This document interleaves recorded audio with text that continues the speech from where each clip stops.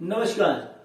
जी हाँ, आज हम बात करने वाले हैं हमारे और सबके आदर्श और हम सबके लिए एक ऐसे प्रतीक जिनका हमें सम्मान और सल्यूट करना चाहिए। जी हाँ, बोस, सुभाष चंद्र बोस जी के बारे में, हमारे नेताजी के बारे में। जी हाँ, नेताजी एक ऐसी हस्ती है जो कहीं ना कहीं इतिहास के पन्नों में से छुप चुकी है और उस इतिहास के पन्नों में हमें देना पड़ेगा सुभाष चंद्र बोस के द्वारा दिए गए बलिदान, द्वारा दिए गए सेक्रीफाइस को। नेताजी द्वारा कही हुई बातें मैं एक छोटी सी कविता द्वारा इजहार करना चाहूंगा। देशभक्ति का जुनून, देशभक्ति का जुनून जब सर पे छा जाता है, देशभक्ति का जुनून जब सर पे छा जाता है तो सब काम छोड़ के राष्ट्र भक्ति करने में बड़ा मजा आता है, बड़ा मजा आता है। जी हाँ, नेताजी क्या है? नेताजी वो हैं जिनका जन्म उड़ीसा के कटक शहर में हुआ था। नेताजी वो हैं जिन्होंने 10वीं की परीक्षा में सेकंड रैंक हासिल करके शहर के सबसे बड़े कॉलेज, प्रेसिडेंसी कॉलेज में एडमिशन हासिल किया था। नेताजी वो हैं जिन्होंने प्रेसिडेंसी कॉलेज में नेशनलिज्म के कारण उनको निष्कासित किया गया था। नेताजी वो हैं जो आईसीएस, इंडियन सिविल सर्विस, उस समय आईसीएस की परीक्षा जिसे करने में 4 साल लग जाते थे, लंदन जाके तैयारी करने में, उस परीक्षा को मात्र 7 महीने में उन्होंने उसको पूरा किया। नेताजी वो हैं जिन्होंने आईसीएस की परीक्षा में 4था रैंक हासिल करके इतिहास रचा। नेताजी वो हैं जिन्होंने मखमली बिस्तर का त्याग करके कांटे के बिस्तर को अपनाया, कांटों के बिस्तर को अपनाया। नेताजी वो हैं जिन्होंने आईसीएस की नौकरी केवल हमारे लिए त्याग पत्र दिया, छोड़ के भारत लौट आए। उनका कहना था, मैं मौज काट रहा हूं अंग्रेजों के साथ में। उनका यह भी कहना था कि देश लूट रहा है अंग्रेजों के हाथ में, देश लूट रहा है अंग्रेजों के हाथ में और मैं मौज काट रहा हूं अंग्रेजों के साथ में, और मैं मौज काट रहा हूं अंग्रेजों के साथ में। नेताजी वो हैं जिन्होंने डोमिनियन स्टेटस का विरोध करके पूर्ण स्वराज्य की मांग की थी। नेताजी वो हैं जिन्होंने लाहौर अधिवेशन में पूर्ण स्वराज्य की मांग करते हुए पहली बार तिरंगा लहराया था।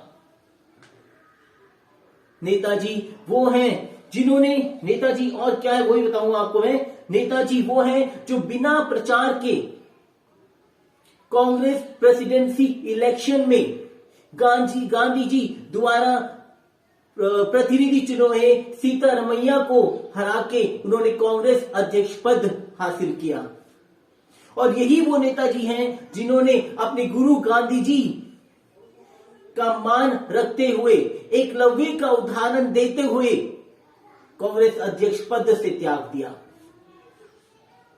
नेताजी वो हैं जिन्होंने 12 बार जेल जाके अंग्रेजों की प्रताड़ना झेलने के बाद भी देश के नागरिकों में आजादी की लौ को बुझने नहीं दिया। नेताजी का कहना है, जब राष्ट्र प्रेम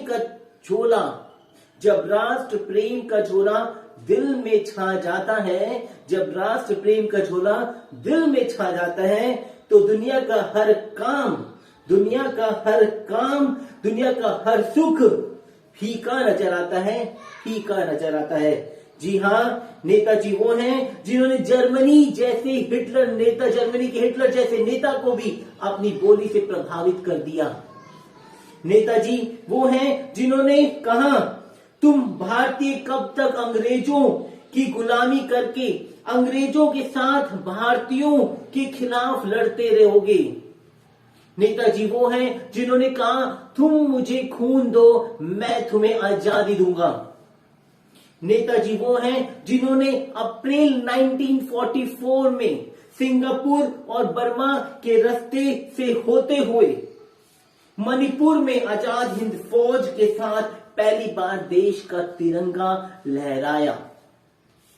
नेताजी वो हैं जो सभी धर्मों को एक साथ लेकर चलने वाले थे। नेताजी वो हैं, अगर वो होते तो देश का विभाजन नहीं होता। नेताजी वो हैं, अगर वो होते तो पाकिस्तान कभी नहीं बनता। नेताजी वो हैं जो हमारे लिए 1945 में ताइवान एयरपोर्ट प्लेन क्रैश होने के कारण हमारे बीच में नहीं रहे। क्या हमें याद है नेताजी और उनके साथियों द्वारा दी गई कुर्बानी? क्या हमें याद है आजाद हिंद फौज की कुर्बानी? नेताजी वो हैं जिनके जाने के बाद भी सैनिक विद्रोह के कारण अंग्रेजों को देश छोड़कर जाना पड़ा। नेताजी वो हैं जिनका जन्म देश को लूटने के लिए नहीं, और देश को लूटते देखने के लिए नहीं, देश के लिए कुछ कर मिटने के लिए हुआ था। और यही कारण है कि 23 जनवरी से पूरे भारतवर्ष में ये नेताजी सुभाष चंद्र बोस जी का जन्मदिन पराक्रम दिवस के तौर पे मनाया जाएगा। उनका पराक्रम हर बच्चे, हर बूढ़े, हर नौजवान के दिल में छपा हुआ है। उनका दिया बलिदान हर बच्चे को याद रखना चाहिए। नेताजी वो हैं जिनकी वजह से आज हम स्वतंत्र हैं। नेताजी वो हैं जिनकी वजह से हम आज खुली सांस ले रहे हैं। नेताजी वो हैं जिनकी वजह से हम खुशी से अपने परिवार के साथ रह रहे हैं। नेताजी वो हैं जिनका बलिदान हम जिंदगी भर नहीं भूल सकते। तो मैं आप सभी से कहूंगा, नेताजी वो हैं जिनको सैल्यूट करने का मन करता है। जय हिंद।